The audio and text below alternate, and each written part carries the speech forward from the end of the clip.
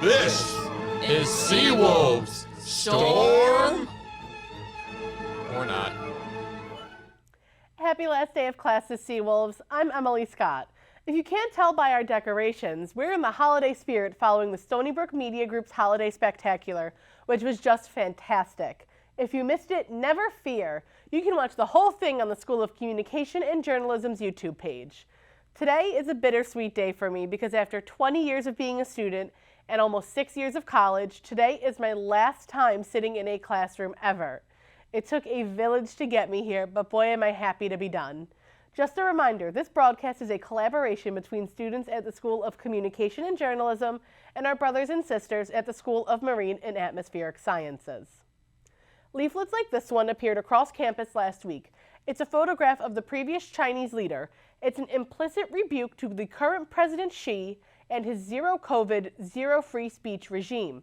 But just as fast as these posters popped up, people, presumably Xi loyalists, are pulling them down. I wonder what that says about free speech at Stony Brook. Much more encouraging, yesterday a top Iranian official indicated that his country's so-called morality police may be reined in or even dismantled. Protests like these began in September and have riveted our attention all fall semester. They are women-led, women-inspired protests against Iran's ultra-conservative regime that insists it can tell women what to do with their bodies and how to dress. Authorities have arrested thousands and killed perhaps up to 400 individuals so far this autumn. Now, there may be some relief. The other news subject preoccupying us all this semester has been the war in Ukraine.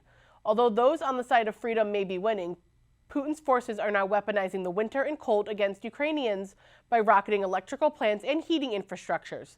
It is snowing and cold in Ukraine, and the people there are very much on our minds.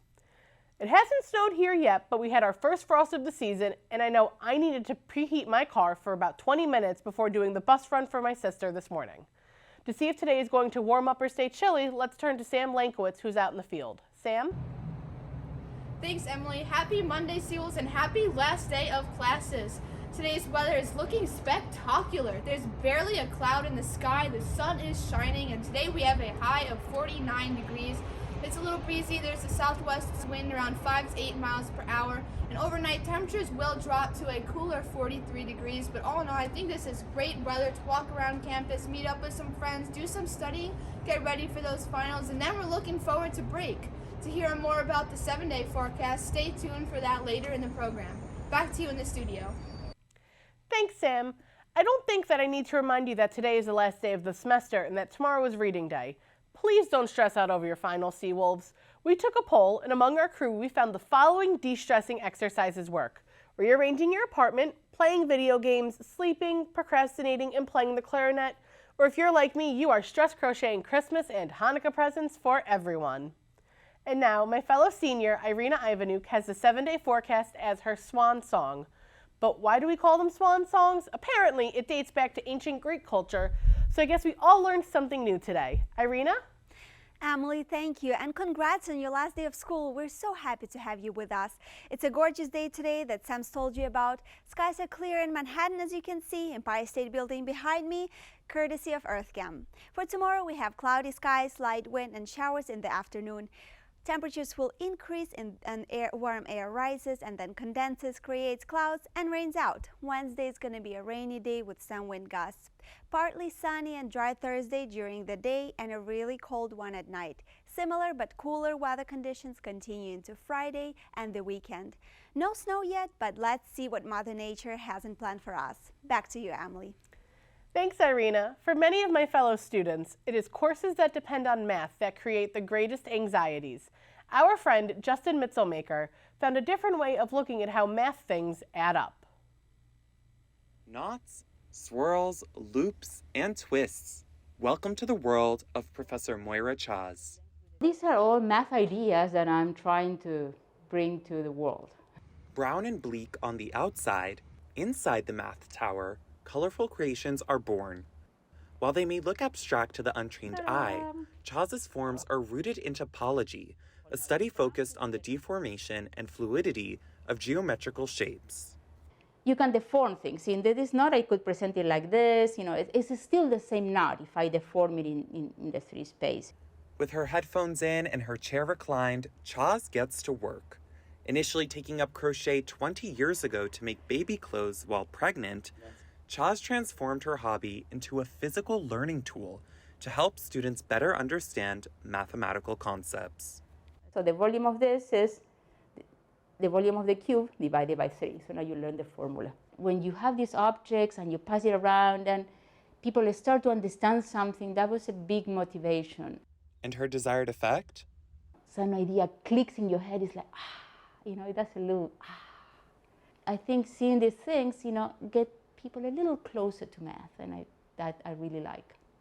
Expanding beyond the classroom, the latest exhibition at the Simon Center Gallery puts Chaz's work on public display for the first time. Yet, she's hesitant to call her creations art. I'm a little bit ignorant about art to make myself art. I know math. Exhibit curator Lorraine Walsh disagrees.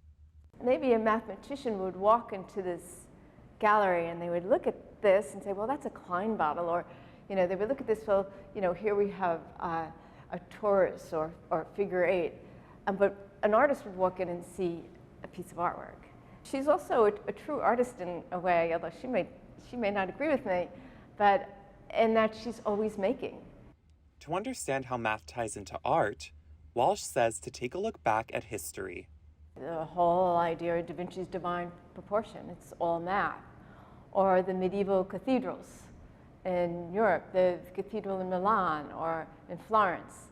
A lot of those cathedrals were built with simple mathematical constructions. There is no one way of making art, expressing art. There's no one art form. And I hope when people come to see the gallery and the work, that they take from it something that is meaningful to them. For Seawolves Storm or Not, I'm Justin Mitzelmaker. It's insane to see what someone can crochet, and I know that seeing a crocheted representation of what I was learning in math class would have guaranteed me an A. As I close out my last broadcast of my undergrad career, I just want to give a very special thank you to my mom, Michelle. This degree is for you, Mom, and I know I've made you proud. From all of us here in the studio, have a happy, safe, and healthy holiday season and winter break, and kill it on your finals, Seawolves. Signing off for the last time, I'm Emily Scott.